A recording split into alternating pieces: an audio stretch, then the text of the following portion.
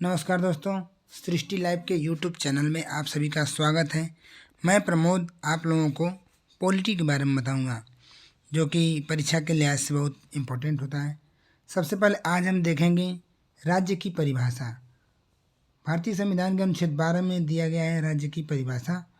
तो आइए देखते हैं राज्य की परिभाषा को कैसे परिभाषित किया गया है। कहने के अनुसार इसमें ये बताया गया है कि राज्य के अंतर्गत 4 चीज़ें सम्मिलित हैं, यानी जिस संस्थान में 4 चीज़ें सम्मिलित हैं वो कहलाएगी राज्य। जैसे भारत की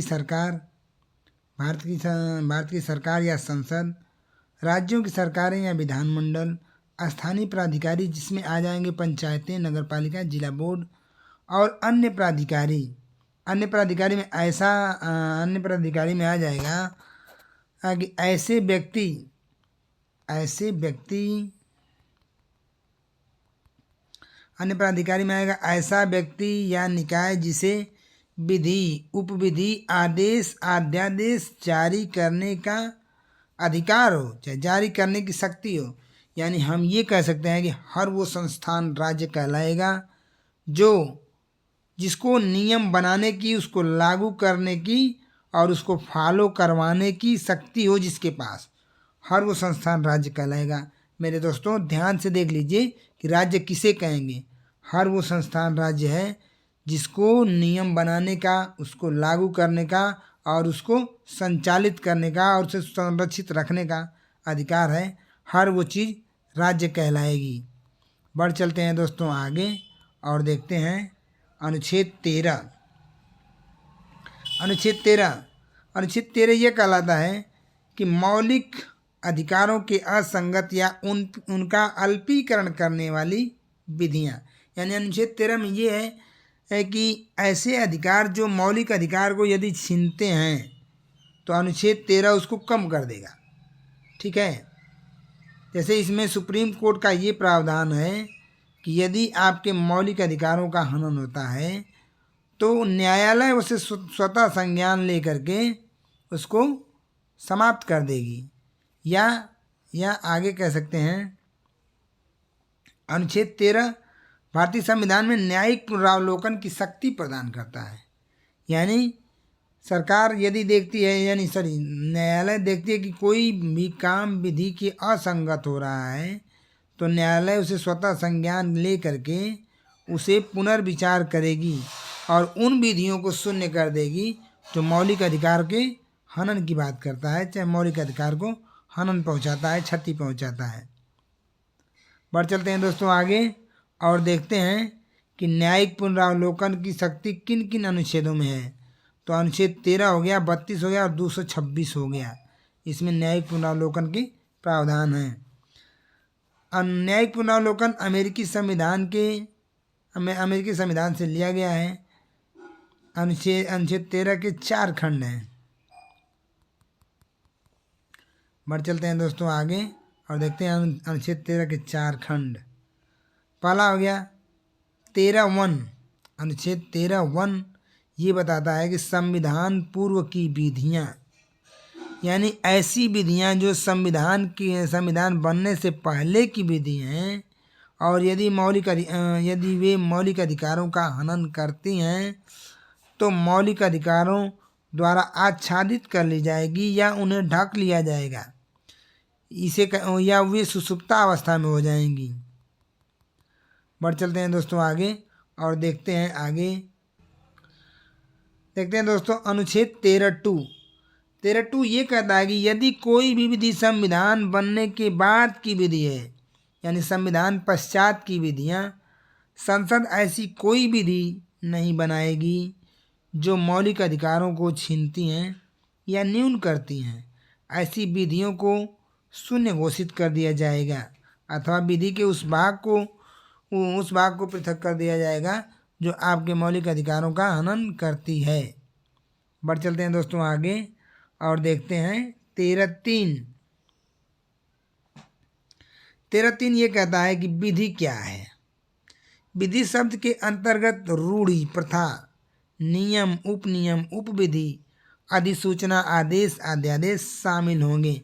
यानी विधि शब्द से ये पता चलता है जिसमें रूढ़ि हो, नियम हो, उपनियम हो, विधि हो, उपविधि हो, अधिसूचना हो, अध्यादेश हो, वे कहलाएंगे विधि। बढ़ चलते हैं दोस्तों आगे और देखते हैं अनुच्छेद 13(4). हमने चर्चा किया हुआ था, यह अनुच्छेद 13 के 4 भाग हैं, 13(1), 13(2) और 13(3), 13(4). 13(4) देखते हैं।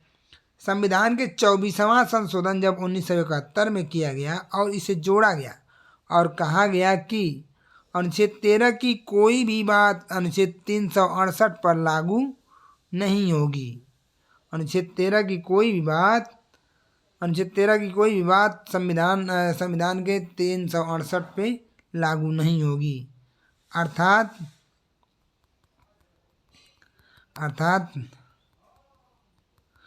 संविधान संशोधन अनुच्छेद 13 की विधि से परे है।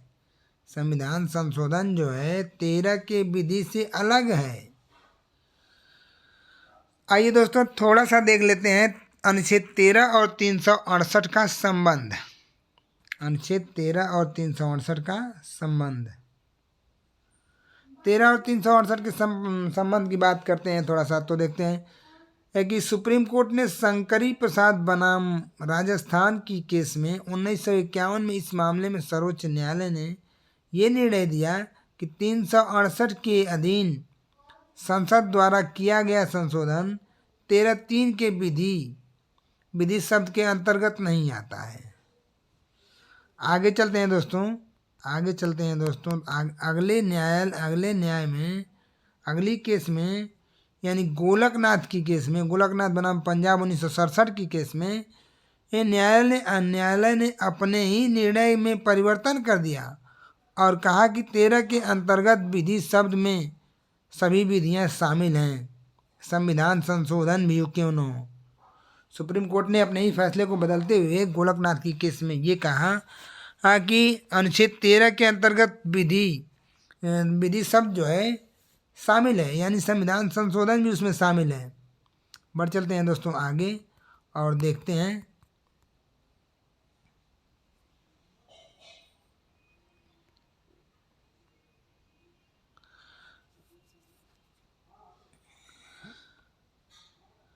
सरकार ने 24वां संशोधन करके अनुच्छेद 13(4) जोड़ दिया और कहा कि 13 की कोई भी बात 368 पर लागू नहीं होगी। अर्थात संसद मौलिक अधिकारों में संशोधन कर सकती है। बढ़ चलते हैं थोड़ा सा आगे दोस्तों, अगली केस में देखते हैं क्या कहा है। अगली केस आती है केशवानंद भारती बनाम केरल राज्य 1973। इस मामले में न्यायालय ने 24वां संशोधन 1971 को सही ठहराया और कहा कि संसद मौलिक अधिकारों में संशोधन कर सकती है, लेकिन आधारभूत ढांचा छोड़ करके। इसी केस में न्यायालय या न्यायपालिका ने संविधान के आधारभूत ढांचे के सिद्धांत का चर्चा किया।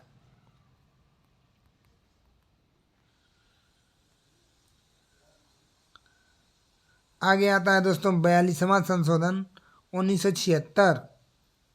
42वां संविधान संशोधन 1976 में 368(4) व 368(5) जोड़ा गया और व्यवस्था दी गई कि संसद द्वारा किए गए संशोधन को न्यायालय में प्रश्नगत नहीं किया जाएगा। आगे दोस्तों एक केस आती है मिनर्वा मिल्स बनाम भारत सरकार। उसमें सुप्रीम कोर्ट ये फैसला देती है कि न्यायालय ने कहा कि न्यायिक पुनरावलोकन संविधान का आधारभूत ढांचा है और न्यायपालिका संशोधन का भी पुनरावलोकन कर सकती है।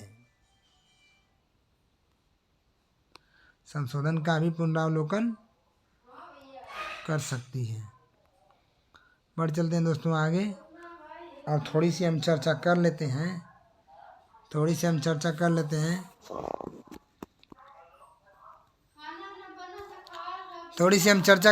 कि संविधान में कितने प्रकार के मूल अधिकार हैं। तो मूल संविधान में मूल अधिकार के 7 प्रकार थे। पहला समता का अधिकार, समता का अधिकार, स्वतंत्रता का अधिकार, शोषण के विरुद्ध अधिकार, धार्मिक स्वतंत्रता का अधिकार, संस्कृति एवं शिक्षा का अधिकार, संपत्ति का अधिकार, संवैधानिक उपचारों का अधिकार।